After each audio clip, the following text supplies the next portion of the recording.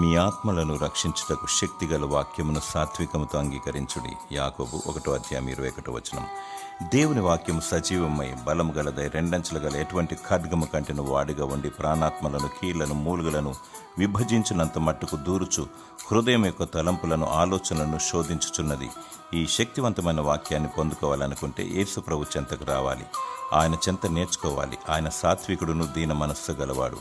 దేవుని వాక్యాన్ని సాత్వికంతో అంగీకరించాలి. తద్వారా మహత్కార్యాలు చూచెదవు.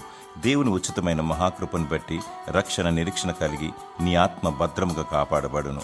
దేవుని శక్తిగల వాక్యాన్ని ప్రేమించు, వాక్యానుసారముగా జీవించు.